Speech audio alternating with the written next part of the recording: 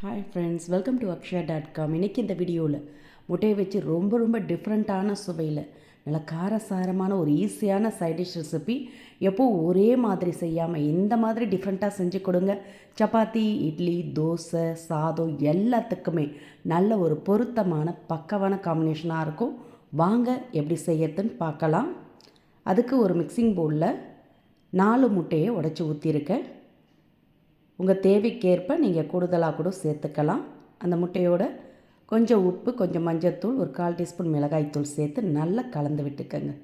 இது மாதிரி ஸ்போக்கால் நல்லா அடித்து விட்டு கலந்து விட்டு எடுத்துக்கங்க. இது அப்படியே இருக்கட்டும். இப்போ தாளிக்கிறதுக்கு வானலை சூடு பண்ணியிருக்கேன். அதில் 2 டேபிள் ஸ்பூன் அளவுக்கு சமையல் எண்ணெய் ஊற்றிக்கங்க. எண்ணெய் சூடானதும் இதோட 1 டீஸ்பூன் சோம்பு, 1/2 டீஸ்பூன் ஜீரகம் சேர்த்து நல்லா பொரிஞ்சு வந்ததும் இதோட ஒரு பிரிஞ்சில் சின்ன துண்டு பட்டை சேர்த்துட்டு கூடவே 4 கிராம்பு சேர்த்துக்கங்க.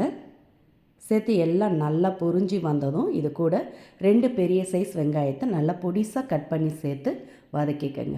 வெங்காயம் நல்லா கண்ணாடி பதத்துக்கு வதங்கி வரணும்.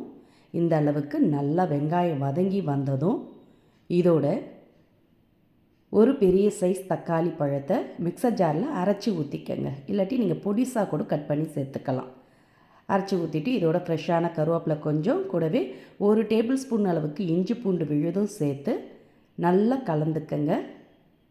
தக்காளி இஞ்சி பூண்டு விழுதோட பச்சை வாசனை போனதும் இது கூட 2 டீஸ்பூன் அளவுக்கு மல்லித்தூள், 1 டீஸ்பூன் அளவுக்கு மிளகாய்த்தூள், கூடவே 1/2 டீஸ்பூன் கரம் மசாலா பொடி, 1/4 டீஸ்பூன் மஞ்சள்தூள் சேர்த்துக்கங்க. தேவைக்கேற்ப உப்பு சேர்த்துக்கங்க. சேர்த்து நல்லா மசாலாவை கலந்து விட்டுக்கங்க. இந்த அளவுக்கு கலந்த பிறகு இதோட 1 கப் அளவுக்கு பச்சை பட்டாணி சேர்த்துக்கங்க. ஊற வச்ச பச்சை பட்டாணி தான் சேர்த்துருக்கேன். சேர்த்துட்டு நல்லா அந்த மசாலாவில் ஒரு முறை கலந்துக்கங்க. இது மாதிரி கலந்த பிறகு இப்போ இதோட 1 கப் அளவுக்கு தண்ணீர் ஊற்றிக்கங்க. உங்களுக்கு கிரேவி எந்த அளவுக்கு திக்காவோ தண்ணியாவோ வேணுமோ அந்த அளவுக்கு 1லேருந்து 1.5 கப் அளவு கூட நீங்கள் தண்ணீர் சேர்த்துக்கலாம். நான் 1 கப் அளவுக்கு 200 ml அளவுக்கு தண்ணீர் சேர்த்துருக்கேன். இது அப்படியே லைட்டாக கொதி வரட்டும். இப்போ இது மாதிரி பவுல் இருந்துன்னா எடுத்துக்கங்க. இல்லை டிஃபன் பாக்ஸ், கிண்ணம் எதுவாக இருந்தாலும் எடுத்துக்கலாம். நீங்கள் பிளேட் இருந்தாலும் ரவுண்டு பிளேட் எடுத்துக்கங்க. அதில் கொஞ்சமாக மிளகாய்த்தூள், கொஞ்சம் மிளகுத்தூள், கொஞ்சம் கரம் மசாலா பொடி, கூடவே கொஞ்சம் மஞ்சள்தூள் சேர்த்துட்டு 1 டேபிள் ஸ்பூன் அளவுக்கு எண்ணெய் ஊற்றிக்கங்க. எண்ணெய் ஊற்றி அந்த பவுலில் நல்லா எல்லா இடம் பரவற மாதிரி தடவிக்கங்க. இது மாதிரி ப்ரெஷ்ஷால் தடவிக்கங்க. தடவிட்டு இதில் நம்ம கலந்து எடுத்து வச்ச முட்டையை ஊற்றி இதை அப்படியே எடுத்து கடாய் உள்ளே வச்சு வேக விட்டு எடுத்துக்கலாம். அடுப்பை நல்லா லோ ஃப்ளேமில் வச்சுடுங்க. வச்சுட்டு இது மாதிரி குட்டி பவுல் இருந்துன்னா எடுத்துக்கங்க. அதை கிரேவி நடுவில் வச்சுடுங்க. வச்சுட்டு அந்த பவுலில் ஒரு 1/2 கப் அளவுக்கு தண்ணீர் ஊற்றிக்கங்க. இப்போ அது மேலே முட்டை ஊற்றி எடுத்து வச்ச பவுலை வச்சுடுங்க. வச்சுட்டு அப்படியே மூடிடுங்க. மூடிட்டு அடுப்பை லோ ஃப்ளேமில் வச்சு ஒரு 10 நிமிஷம், 8லேருந்து 10 நிமிஷம் குக் ஆகட்டும். பாருங்கள், முட்டையும் வெந்திருக்கு. சரியாக நான் 10 நிமிஷம் ஆன பிறகு திறந்துருக்கேன். முட்டையும் வெந்திருக்கு. கிரேவியில் வெங்காயம், தக்காளி, பட்டாணி எல்லாமே வெந்திருக்கு. கொஞ்சம் திக்காமல் ஆகிருக்கு. இப்போ அந்த முட்டை பவுலை எடுத்து வெளியே வச்சுட்டு உள்ளே இருந்த தண்ணி பவுலையும் எடுத்து வெளியே வச்சிடலாம். வச்சுட்டு நல்லா ஒரு முறை கலந்து விடுங்க. கலந்துட்டு நம்ம வேக வச்ச முட்டையை சின்ன பீசஸாக கட் பண்ணிக்கோங்க. உங்களுக்கு சின்னதாகவோ பெருசாகவோ எந்த சைஸில் வேணுமோ கட் பண்ணிக்கோங்க. நான் சின்னதாக கட் பண்ணி எடுத்துருக்கேன்.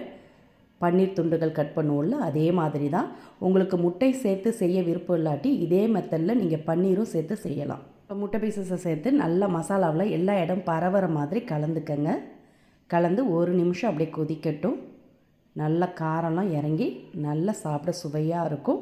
இப்போ இதோட ஃப்ரெஷ்ஷான கொத்தமல்லி இலைகளை பொடியாக கட் பண்ணி தூவி கலந்துட்டு சுட சுட பரிமாறலாம். நல்லா சப்பாத்தியோடு சாப்பிட அருமையாக இருக்கும். தோசையோடு சூப்பராக இருக்கும். சாதத்தோடையும் இந்த தொக்கை நீங்கள் எடுத்து சேர்த்து சாப்பிடலாம். இதை ஒரு தடவை செஞ்சிட்டிங்கன்னா போதும். காலையில், மதியம் லஞ்சுக்கு, நைட்டு டின்னருக்கு 3 வேளைக்குமே செஞ்சு அசத்தலாங்க.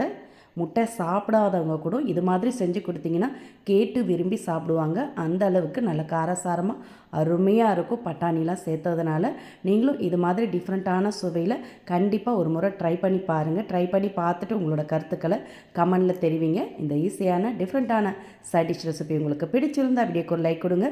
ஃப்ரெண்ட்ஸ் அண்ட் ரிலேட்டிவோட இந்த வீடியோவை நிறைய ஷேர் பண்ணுங்கள். மறக்காமல் நம்மளுடைய சேனலையும் சப்ஸ்கிரைப் பண்ணிவிடுங்க. நன்றி, வணக்கம்.